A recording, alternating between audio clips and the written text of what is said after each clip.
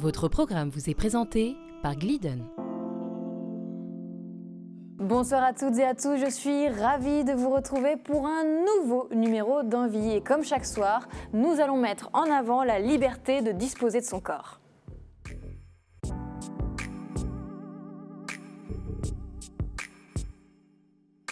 Et je suis toujours accompagnée de la délicieuse Flore Chéri, notre journaliste et auteure spécialisée en sexualité. Bonsoir Flore. Bonsoir Malika. Je sais que vous adorez quand je dis délicieuse. C'est vrai, ça me fait du bien. Moi j'aime bien, c'est un qualificatif qui vous va bien. Merci. Et aujourd'hui, on reçoit une de vos consoeurs. Je reçois une autre journaliste spécialisée dans les sexualités. Vous faites des podcasts qui cartonnent sur Slate. Vous êtes également auteur de plusieurs ouvrages, notamment Kama Sutra et La Masturbation, que j'ai ici, qui est un très joli ouvrage avec des belles illustrations aussi, très agréable à regarder. Nous pouvons dire que vous avez une grande curiosité pour le monde de l'érotisme et vous allez nous expliquer tout cela en détail. Bonsoir Lucie Bellin. Bonsoir. Pensez-vous que l'érotisme est encore tabou dans notre société ?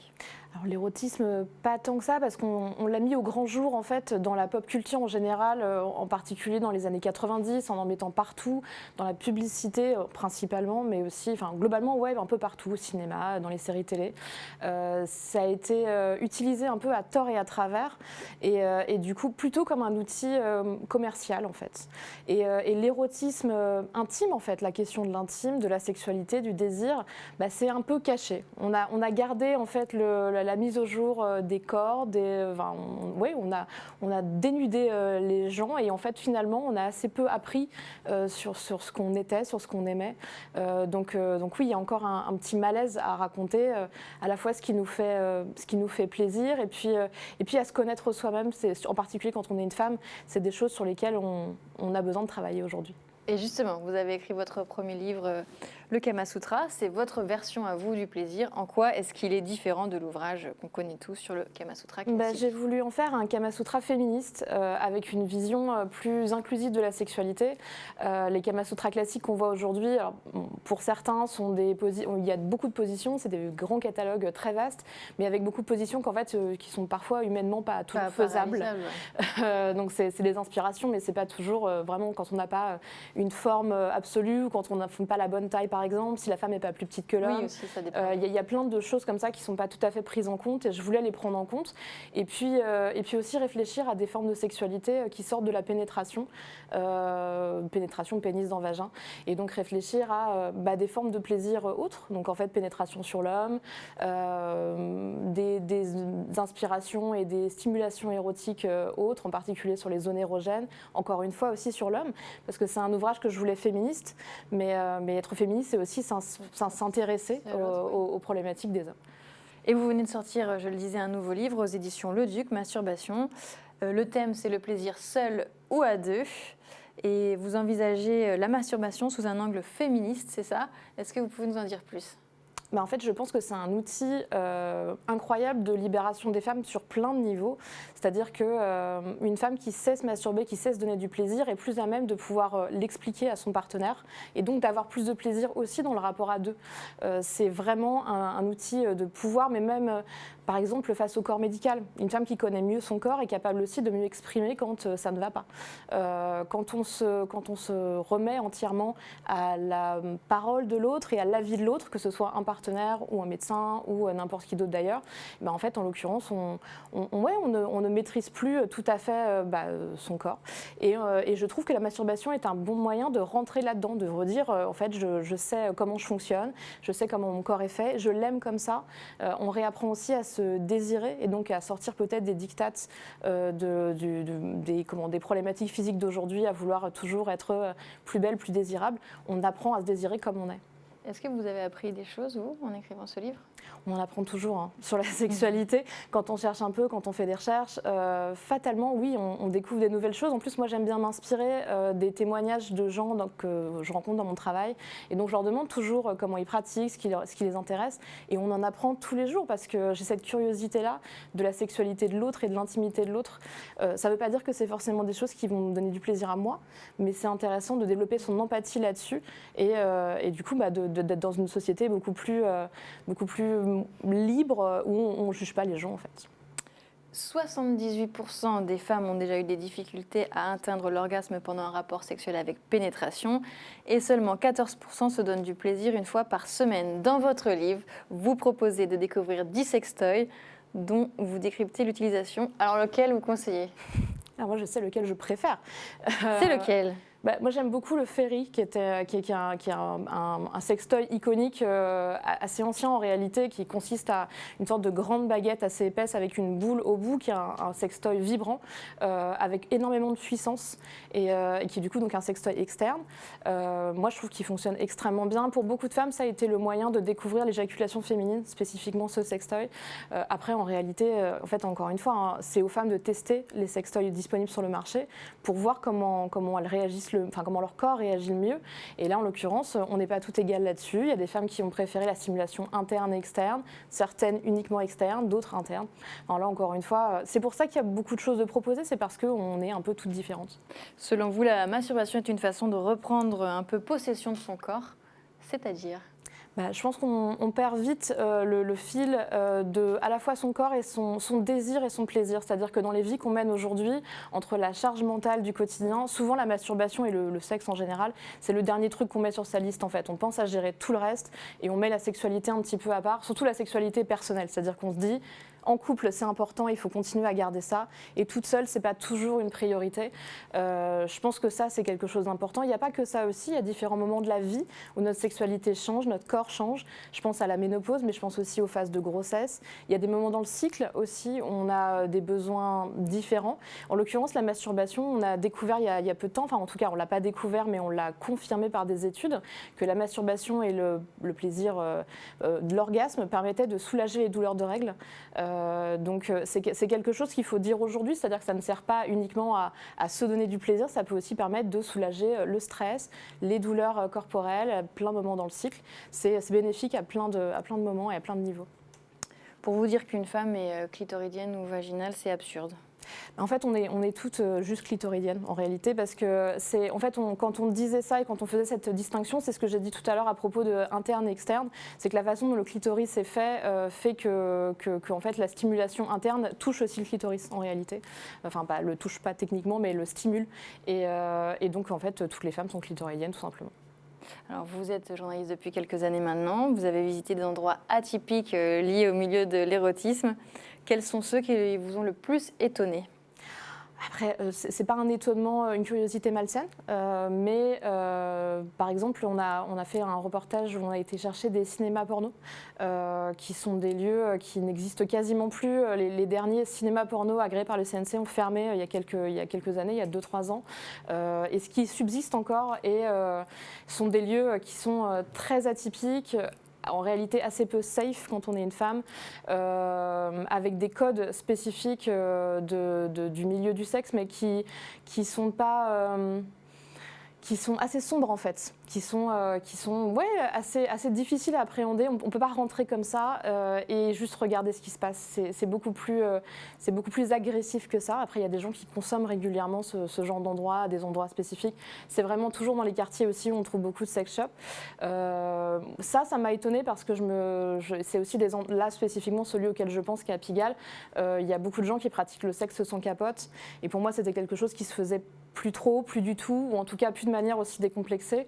Ça m'a étonnée, mais parce que ça ne correspond plus au code d'aujourd'hui pour moi. Dans votre livre « Aimer, c'est compliqué », vous partagez 15 histoires qui vous ont marqué. Est-ce que vous pouvez nous donner un exemple ? Il y a une histoire qui m'a beaucoup touchée dans ma carrière de journaliste. Donc c'est lié aux témoignages que je reçois pour Slate toutes les semaines. Et en l'occurrence, c'était un homme qui m'a écrit il y a quelques années pour me parler de son fétichisme des chaussures, qui est quelque chose de... Voilà, qui est une spécificité qui ne pose aucun problème en soi. Mais il le cachait à sa femme depuis des années. Et il avait une collection de chaussures de créateurs dans une boîte, dans son grenier. Il les mettait pour aller se promener avec son chien, pour aller promener son chien. Pour quand même avoir ce plaisir-là, s'offrir ce plaisir-là. Et il avait conscience du risque qu'il pouvait prendre à croiser des hommes le soir en promenade, qu'il voyait porter des chaussures à talons et des escarpins. Il avait conscience qu'il pouvait avoir des réactions négatives. Il avait peur aussi que sa femme découvre son secret. Et du coup, je lui avais répondu que en fait, le problème, c'était le secret, c'était pas le fétichisme. Et que c'était très important de partager ce genre de choses. Parce que justement, plus on les cache pendant des années et plus on n'arrive plus à justifier pourquoi on les cache. Quand les gens s'en rendent compte, ils souffrent qu'on ne leur ait pas fait confiance. Et donc, c'était ma réponse à l'époque.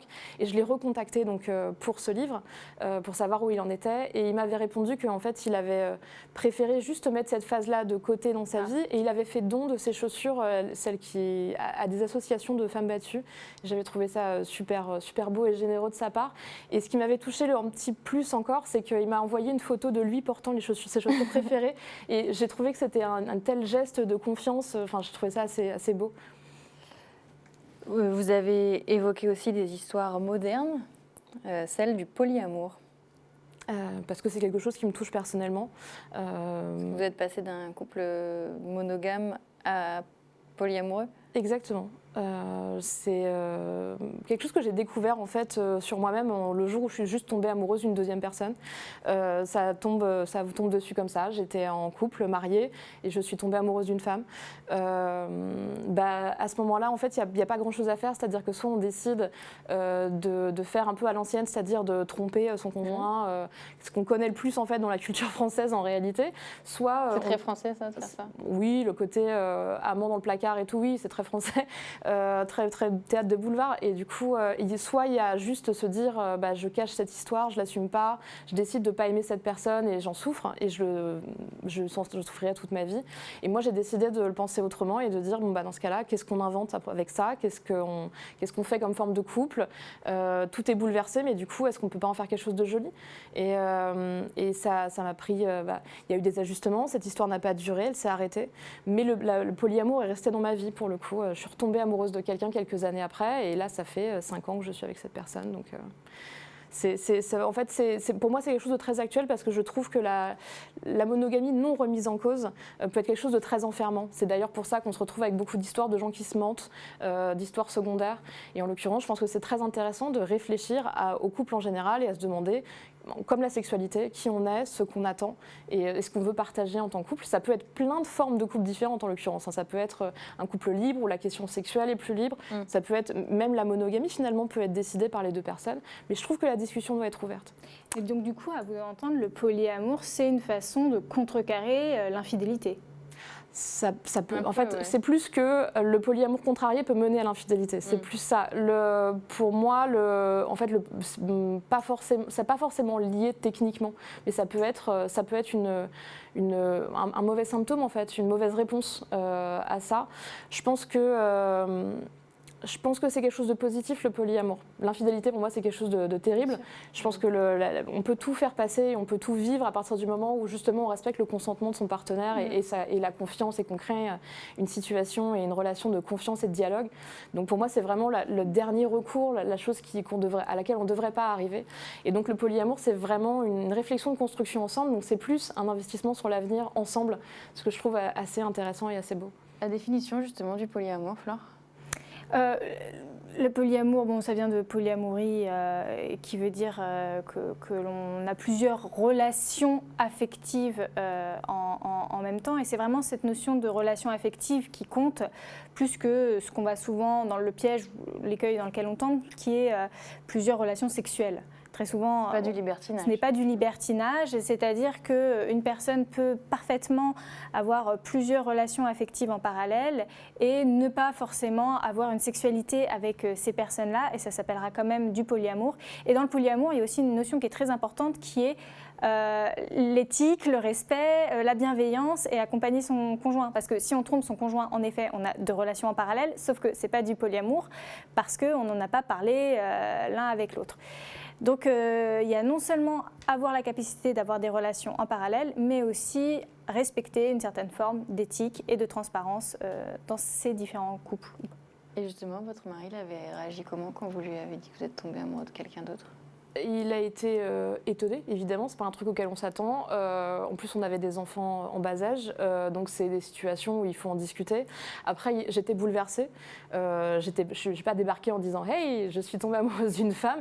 Donc, il a vu à quel point ça me bouleversait et ce qui se passait, en fait, et que c'était important pour moi aussi. Donc en fait, il a décidé de réagir aussi avec intelligence, c'est-à-dire que d'abord, on accuse le coup, puis après, on dit qu'est-ce qu'on fait.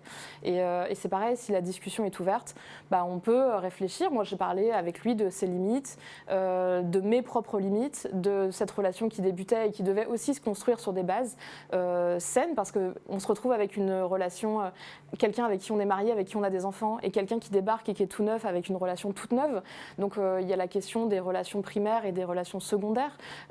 Donc, tout ça, en fait, était sujet à discussion, et toute cette espèce de réflexion intellectuelle qu'il y a eu dessus nous a permis de sortir aussi du pur émotionnel qui aurait pu nous faire prendre des mauvaises décisions, ou en tout cas juste pleurer, crier, faire n'importe quoi. Pas de place à la jalousie. Il y a pas, en fait, dans le polyamour, normalement, il n'y a pas de principe de jalousie dans le sens où on pratique, en tout cas, on théorise la compersion, qui est se réjouir du bonheur et du plaisir de l'autre. Donc, c'est pas tout à fait l'inverse de la jalousie, mais en tout cas, c'est une réflexion totalement différente. Alors Flore, encore un nouveau terme que je ne connais pas, le New Relationship Energy. Oui, la NRE, c'est quand on rencontre une nouvelle personne, souvent on a un petit boost de motivation parce qu'on a envie de rencontrer cette personne, de s'investir un petit peu dans la relation. Alors il y a certaines personnes qui étaient là avant qui disent que la NRE, c'est parfois avoir un partenaire un peu tête en l'air qui désinvestit un petit peu la relation, ça peut être aussi, c'est le versant négatif, mais souvent c'est vu très positivement par la communauté qui disent oui, c'est un petit shoot de motivation supplémentaire, c'est comme un verre de jus d'orange le matin, ça fait du bien et ça permet de passer une bonne journée. Et là, Lucille, en ce moment, vous en êtes où? Parce que vous disiez que vous étiez mariée, qu'il y avait une autre histoire en parallèle, mais visiblement que ça s'était terminé. Exactement, il y a quelques mois, je me suis séparée d'avec mon mari, ça arrive, c'est la vie, et je suis restée en couple avec le compagnon avec qui j'étais depuis 5 ans. Donc ça ne change pas le fait que je sois polyamoureuse, ou mes envies d'ailleurs pour le futur. Mais là, vous êtes toujours avec... Aujourd'hui, je suis techniquement avec un seul homme.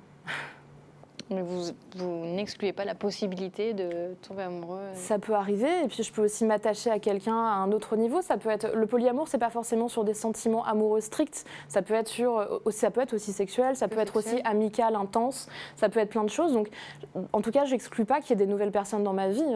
J'espère, au contraire. Enfin, je suis jeune, j'espère un peu. Mais ça veut dire qu'il faut quand même pas mal s'organiser, non? Surtout que j'ai des enfants et j'aime beaucoup mon travail, donc oui. Mais ça, c'est vraiment une problématique. On peut faire un burn-out émotionnel quand on est polyamoureux. On peut d'ailleurs le faire quand on est monogame aussi, quand on surinvestit la relation. Ça nécessite une grande organisation, ça nécessite aussi un peu des moyens financiers, parce qu'il faut quand même avoir des espaces pour ces relations, du temps. Parfois, il faut prendre des transports. Donc tout ça nécessite effectivement... c'est un investissement en fait. On décide qu'une partie de sa vie est consacrée à son bonheur et à son épanouissement émotionnel et relationnel. Flore, que signifie la compersion? Donc, Lucille l'avait très bien défini, c'est lorsqu'on va, on appelle ça l'antithèse de la jalousie d'une certaine façon. On pourrait le comprendre comme une forte empathie quand son partenaire a un bonheur qui est externe à nous-mêmes, à son partenaire, et on va se réjouir pour lui, on va parler de compersion dans ces moments-là. C'est le cas dans le libertinage aussi d'ailleurs. Oui. Les gens qui pratiquent le libertinage sont souvent, quand c'est bien le cas, heureux que leur partenaire ait du plaisir sexuel avec quelqu'un d'autre. Alors vous êtes libertine? Non. Non, mais les journalistes dans les sexualités, alors ils ont souvent un autre mot pour ça, ils appellent ça candoliste, mais souvent entre candoliste et la compersion, c'est qu'on aime bien voir son partenaire faire l'amour. Alors dans le mot candolisme, on entend l'excitation sexuelle à voir son partenaire faire l'amour. En réalité, très souvent, c'est plus une forme d'empathie et ils sont très heureux que leur partenaire s'amuse. Il n'y a pas forcément d'excitation sexuelle. Donc c'est vrai que dans le libertinage, on parle plutôt de candolisme et dans le polyamour de compersion. Mais est-ce que ça veut dire que quand vous êtes en couple, vous faites aussi l'amour avec les deux en même temps? Non. Jamais? Non, du coup, ça c'est mon choix, mais les gens font ce qu'ils veulent. Mais moi, en l'occurrence, les relations sont séparées. Donc, et puis, en l'occurrence, c'était ma dernière relation polyamoureuse, c'était 2 hommes hétérosexuels, donc ils n'avaient pas de raison de coucher ensemble. Mais non, c'est pas forcément une grande partouze, en fait.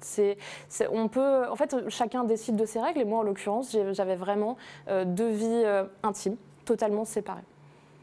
Mais eux pouvaient se rencontrer alors à titre Oui, amical. mais en fait, en tant qu'amis, personne avec qui on partage une vie, en fait, quand on est polyamoureux, on parle de polycule. On recrée en fait une forme de famille. Et du coup, en plus, moi, j'ai des enfants, donc on recrée vraiment une famille étendue. Donc oui, en fait, le mieux dans le polyamour, globalement, une fois qu'on a respecté le consentement de tout le monde sur la situation, c'est aussi que tout le monde s'entende un peu bien quand même.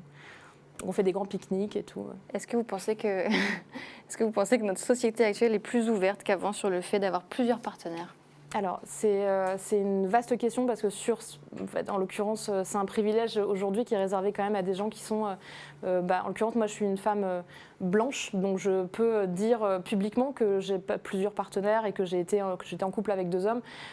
C'est moins facile quand on est une personne racisée, par exemple, où là, tout de suite, on va parler de polygamie. Globalement, la société fait rien pour faciliter ce genre de choses, c'est-à-dire que je restais mariée avec une personne et avec mon compagnon à côté qui n'était sur aucun papier. Donc en l'occurrence, si j'ai un problème, s'il y a des questions qui se posent au niveau légal, il n'avait pas d'existence propre. Même pour les enfants, en l'occurrence, quand on est parent, on y pense, si j'ai un problème, qu'est-ce qui se passe ? Et là, en l'occurrence, c'est pareil, il n'avait aucune existence propre. Donc en fait, on fait pas... Il y a des pays où il y a une avancée là-dessus, on est en train de réfléchir à justement intégrer des membres supplémentaires, en l'occurrence à la famille. Où ça ? Je crois au Canada, il me semble. Ouais. Et en l'occurrence, en France, on n'y est pas. Mais après, on est encore sur des avancées où quand une femme est mariée, elle doit quasiment tout le temps prendre automatiquement le nom de son mari auprès de sa banque. On est encore en train de se battre sur des trucs comme ça. Ouais, mais c'est doux, quoi, c'est doucement. Et donc, du coup, on n'en est pas du tout au stade où on dit non, c'est bon, j'ai 2 compagnons. Mais en tout cas, c'est plus accepté. Moi, en l'occurrence, j'ai jamais eu de problème dans le cadre de mon travail où j'étais out tout de suite sur cette question-là. Il y a des gens qui jugent, mais il y a surtout des gens qui sont curieux, qui posent des questions. J'ai pas eu beaucoup d'agressions sur cette question-là. Et après, il y a des gens qui sont juste très mal à l'aise parce que pour eux, ça remet en cause leur choix de vie, donc leur monogamie, et qui réagissent de manière un petit peu... un petit peu blessée, mais une fois qu'on en parle et qu'ils comprennent que je ne fais pas de prosélytisme, il n'y a pas de problème. Alors notre journaliste est allé sonder la rue pour savoir si la population est ouverte à ce mode de vie ou non. La réponse en images. Je ne suis pas contre, mais j'ai du mal à comprendre comment on peut être polyamoureux. J'aurais du mal à tomber amoureuse de plusieurs personnes en même temps, mais je ne suis pas contre du tout. Enfin, chacun fait ce qu'il veut. Je suis contre, c'est sûrement possible pour certaines personnes, pas pour moi, non. Les femmes sont plutôt adeptes de l'unique amour. Elles changent, mais c'est un seul homme à la fois, quoi. Et les hommes, par contre, eux, souvent, ils peuvent aimer plusieurs femmes à la fois. Je pense que si on aime vraiment quelqu'un, on n'en aime qu'un seul. Ouais, je pense que c'est possible, mais je pense que l'amour est différent. Je pense que quelque part, c'est pas forcément hyper naturel. Je le ferai pas. S'il y a des personnes qui veulent le faire, ils peuvent. Mais moi, ça me correspond pas et je n'aimerais pas le faire. Alors qu'est-ce que vous pensez des réactions ? Et ça m'intéresse beaucoup parce que c'est vrai que les gens disent beaucoup quand on aime une personne, on crée cette espèce d'image d'absolu dans l'amour, en plus très, très romantisée par les films, les livres. Et puis en fait, souvent l'exemple que je donne aux gens, c'est que moi j'ai 3 enfants et en réalité je les aime tous extrêmement fort. Et je me dis pas, je n'aime que mon premier enfant, celui qui est arrivé en premier. Et puis les parents d'enfants multiples se rendent compte, je leur dis, mais en fait quand on a peur aussi en général, quand on a son 2e enfant, on se dit est-ce que je vais l'aimer autant ?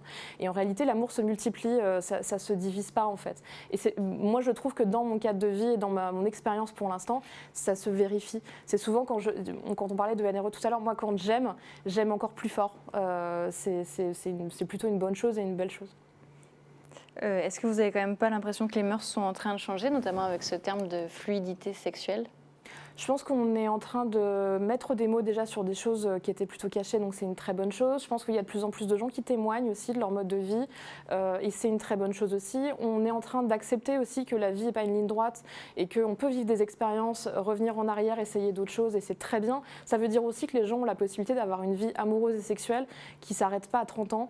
C'est une vraiment, c'est pas une mauvaise chose du tout de commencer à réfléchir à ça. Donc je pense qu'on est en train de changer, mais c'est beaucoup plus facile dans certains milieux, c'est beaucoup plus facile à certains âges, c'est aussi beaucoup plus facile selon la façon dont on se présente et on présente ça au monde. C'est pas généralisé encore et il faut encore protéger des gens en leur disant qu'on les accepte et qu'il n'y a pas de problème avec leur vie. Merci beaucoup pour votre témoignage. Merci. Merci Fleur pour ce complément d'information, toujours Parfait. Merci à vous de nous avoir suivis, d'avoir suivi l'histoire de Lucille Bélan. On rappelle son livre Masturbation et on se retrouve très vite pour un nouvel épisode d'Envie.